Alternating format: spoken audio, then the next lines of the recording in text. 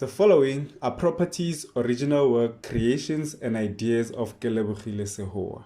The ElementRings brand includes, but is not limited to, the ElementRings Pty Ltd company, the ElementRings script, comic book or manga script, characters, movie script, ElementRings merchandise, and Negu brand.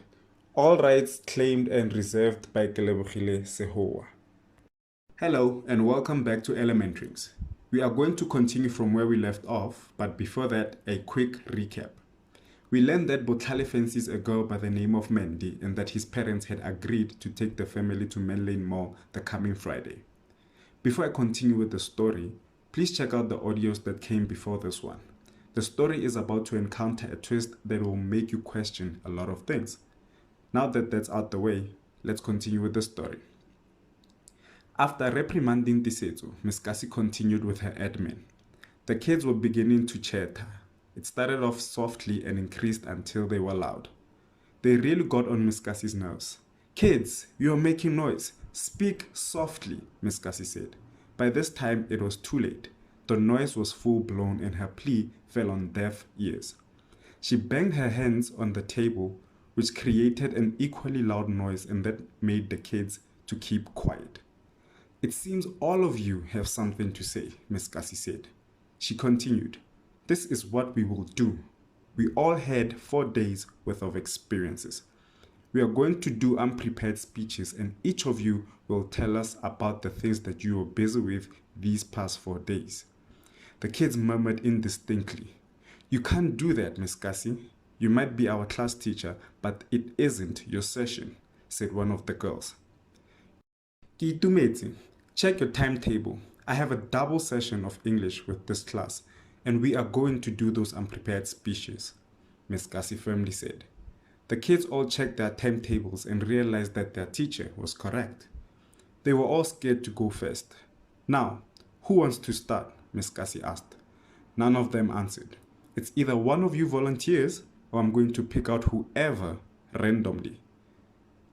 The kids still didn't volunteer. Miss Kasi walked around the class to see who she would pick. She walked over to Ke itumetse and said, "You are up." Ke itumetse hesitantly stood up and went to the front of the class. Miss Kasi headed back to her desk, sat down and said, "Feel free to start any time you want." She then said, "And when she is done, she'll get to choose whomever she wants to go next." This gave Ke itumetse some confidence because she felt like she had power over the entire class. She began giving her unprepared speech. "My long weekend was boring. I stayed home and watched everyone I knew go somewhere and come back after 4 days. Some of them aren't even back. They decided to extend the length of their long weekend. I kept urging my parents to explore, to see the world, to do something, but they didn't. I just couldn't make them budge. I think it's because they were old and they don't know how to have fun. When I grow up and have kids of my own, I pledge never to be a boring parent like my parents. Thank you." The class clapped for Ke itumetse as she went back to her seat. Miss Kasi commented, "That was splendid, my girl. Who are you going to choose?" Ke itumetse looked around and her eyes locked with Tisetso's eyes. Tisetso knew she would pick him next. He was sweating. "I'm going to pick Tisetso, ma'am," Ke itumetse said. Tisetso had tried to stop Ke itumetse from picking him, but his efforts were fruitless. "Come on, Tisetso, we haven't got all day," Miss Kasi said. Tisetso then stood up and slowly made his way to the front of the class. Botlhale whispered, "And don't pick me next." Tisetso got to the front of the class and gave his speech. "A lot happened these past few days. I loved how I did almost everything with my parents and big sister. We played games indoors and outdoors. We went paintball shooting. We went to the movies. We went shopping. Well, that was mostly my mother and sister. I did, however, ask my father to buy me a car, and he thought I was joking, but I was dead serious. He said to me I should learn how to drive first, but for some reason, he won't teach me. He says that I'm still too short to reach the pedals while sitting on the driver's seat. It was really fun, and I can't wait to grow taller so I can learn how to drive. Thank you. The class clapped for Tisetso as he went back to his seat. Tisetso chose someone other than Bokhale and they went to give their speech. The flow was undisturbed and everyone got to their speech. Mendi was the second last person and when she finished it was Bokhale's turn. He was last. Bokhale stood up and gave his speech.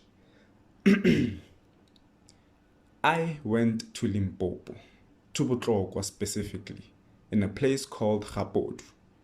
Apparently the place is named after my great-great-great-grandfather.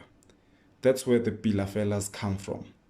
I got to see my grandparents and see how my father was when the roles are reversed and have him be the child instead of the father. It was fun, enlightening. To be honest, it made me wonder what the rest of the world is like because that place is different from this place. I can't wait for the school holidays. I'm going to have so much fun. Oh, one more thing. Never will I ever be left out of the conversation when you guys talk about Menlyn Mall because I'm going there this Friday. Thank you. The class laughed at the statement while Bokhale walked back to his seat as they applauded him. Thank you, everyone. Bokhale, you did a great job, as did all of you. I'm going to give you your marks tomorrow or Thursday, Ms. Kasi said. The siren went off and it was time for her to attend to another class and have another teacher come to this class. Ms. Kasi gathered her belongings and left. Children, please keep quiet or we will have to do more unprepared speeches, Ms. Kasi said while disappearing out of sight. The kids waited for a few seconds and started talking to each other. The problem was that the more they spoke, the louder they became. As they were making noise, a male teacher walked in and all of them kept quiet. Good morning, children, the male teacher greeted. The children stood up and greeted back. Good morning, Mr. Muller, sir, they all said. Mr. Muller was their arts and culture teacher. He got straight to work and didn't waste any time. He taught until his time was up.